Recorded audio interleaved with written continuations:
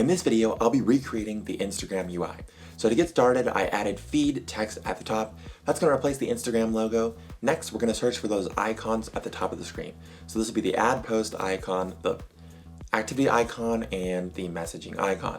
So we'll space those out using auto layout, and then we'll add the rest of the icons and create those into a group and add spacing to the group to make those match up with the UI in the Instagram app.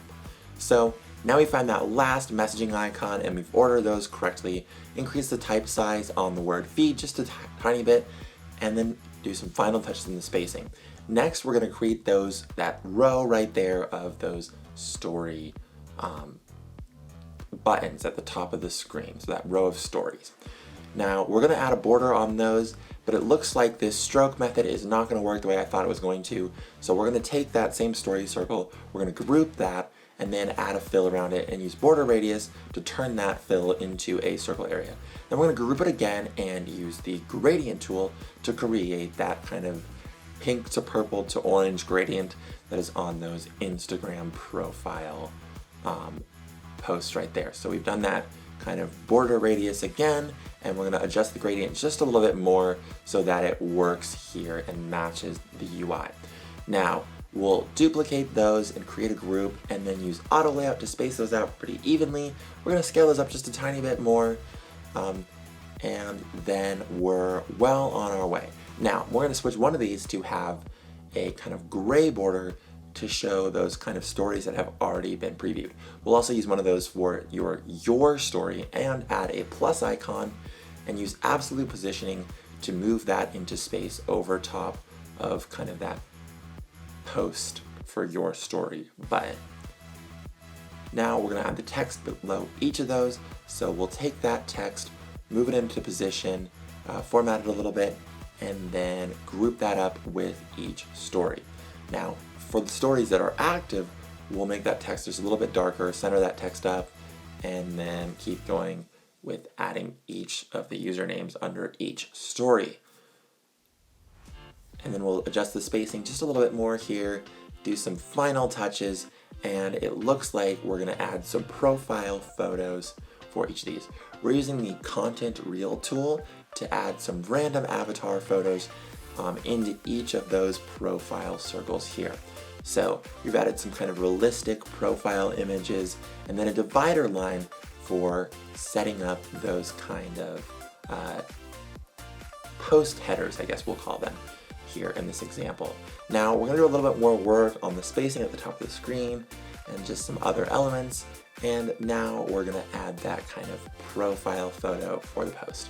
We're going to use the same content reel tool to find an image and then add the username and use a group and auto layout to space those elements out evenly. Next, we're going to move right into adding that actual post image. Now what we've done is we've created spacing around the whole frame, but that doesn't work because the actual post goes all the way to the edge.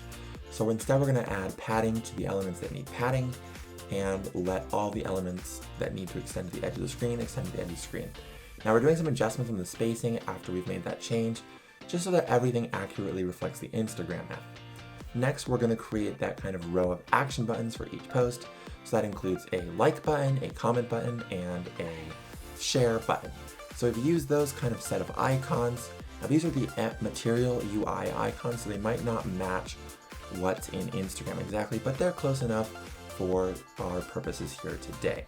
Now we're going to use auto layout and auto spacing to kind of evenly space out those icons there, and then we'll create a set of kind of 3 profile icon or avatars for the kind of liked by section.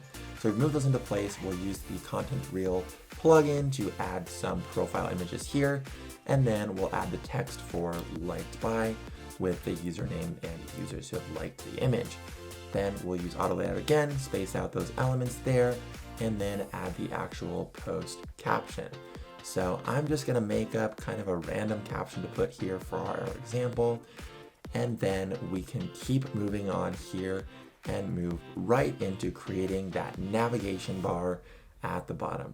So we've used that kind of filled home icon, and the rest of the icons are not active, so we'll use outline states of those ones with the search, We've got the kind of Reels icon, the shopping, and the profile icon. So we'll take all of those icons together and we'll put them in the frame together and then group them all up to create that navigation bar.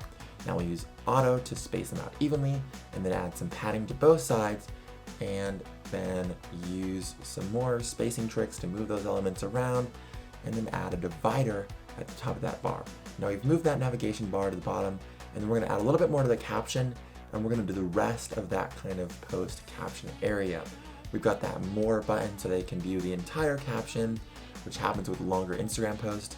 Then we'll have that comments section right below there, so you can see all the different comments, and then the action button for adding your own comment as well, right below there. Then even below that will be another area of text for the kind of post date on there. Now, finally, we'll add the actual post image into the frame. And it looks like we're all ready to go here. And we've got our Instagram UI. And we've kind of rounded out the corners to make it look like that kind of screenshot example we have there. Here is the final design, and you can see how easy it is to recreate beautiful user interfaces in Figma. Recreating interfaces from some of your favorite applications is a great way to practice sharpening your UX skills. If you enjoyed this video, please leave a like and a comment below, and also be sure to subscribe so you can be here next time I post a video. Thank you so much for watching. Bye.